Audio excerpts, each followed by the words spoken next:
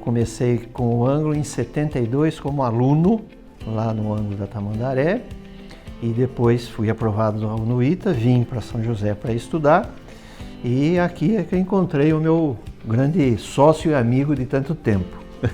Cheguei um ano antes que o Saulo, também vim para o ITA. Em 1975, o ângulo chegou em São José dos Campos. Ele veio de São Paulo e abriu uma filial aqui em São José dos Campos. O ângulo, naquela época, ele era muito conhecido no Brasil, principalmente lá na cidade de São Paulo. Eles tinham, na época, os maiores índices de aprovação no ITA. O relacionamento entre alunos e professores era muito bom. Eu fiz bons amigos na época do cursinho. Eu diria que o relacionamento com os professores era excelente. Então havia muita facilidade de conversar com os professores. Os professores, na época, eles representavam, né, porque quase todos eles eram do ITA. Então era quase que um modelo que a gente queria seguir. E foi a primeira unidade de um grande curso de São Paulo fora da capital. Mas aí tínhamos só o pré-vestibular. Então nós fizemos o caminho. Não, se a gente já prepara os alunos no pré-vestibular, vamos começar antes com o ensino médio, que na época a gente chamava de colegial. Segundo grau. Segundo grau. Isso. E em 82 a gente abriu a primeira turma de colegial. Eu estudei aqui 87, 88, 89 no antigo colegial, que hoje é ensino médio. O ângulo foi muito importante para mim no sentido assim, de eu crescer como pessoa, uma pessoa muito mais pensante, muito mais crítica em relação a vários valores, né? Assim, as aulas de história eram maravilhosas, as aulas de filosofia, as aulas de literatura. Então, assim, o ângulo trouxe uma mudança enorme. Depois, com esse mesmo ímpeto, essa mesma vontade, vamos descer mais um nível. E abrimos então educação infantil e ensino fundamental. Primeiro grau. Primeiro grau. Isso foi em 1987. Eu fiz todo o meu ensino fundamental aqui na escola, o ensino médio. E assim que eu terminei a faculdade, eu voltei como professora da escola, onde eu estou até hoje, aos 44 anos. Eu tenho uma memória muito especial daqui, que foi no dia da minha colação de grau, no ensino médio. Aquele momento que chamam o nome do aluno e me chamaram, eu fui lá para receber o meu diploma. E quem era o meu professor de matemática na época era o professor Sávio. E ele me entregou o diploma e ele falou assim, olha, vai estudar, mas volta que a gente está te esperando. E era o meu sonho de vida. E foi o que aconteceu, graças a Deus. Eu saí, estudei, mas assim que eu terminei eu já voltei como professora, onde eu estou até hoje. Mas o sonho da gente era construir uma escola, um prédio. Até que no ano, que ano? 1900? Foi 97 que a gente conseguiu um financiamento. E aí partimos para a construção desse prédio. Foi feita a construção desse prédio, inauguração em 99, e foi, na época, em São José, um prédio diferenciado. Foi feito com o que tinha de melhor, que a gente, né, se você olhar os corredores são extremamente largos, né? As salas de aula são todas cuidadas.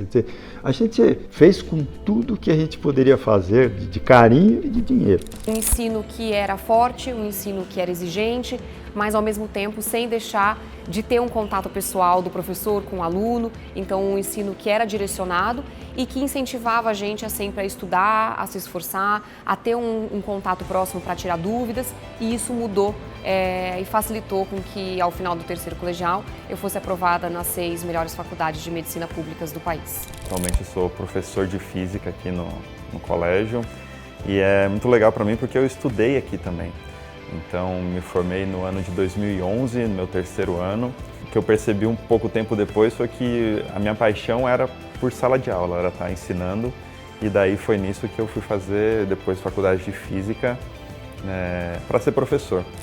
Então, a gente começou a pensar na ampliação para ter o Fundamental 2, ou os anos finais.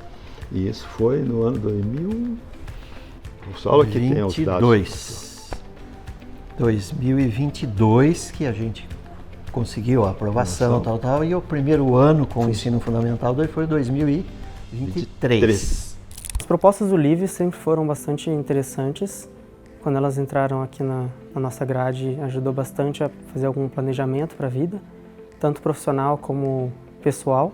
Então, esse projeto é algo que vai além do ensino acadêmico da escola. A CIAN, por exemplo, que é a simulação da ONU, ensina bastante a dialogar, a defender seus argumentos e mostrar suas ideias, né? Compartilhar bastante com os outros, tentar achar um senso comum.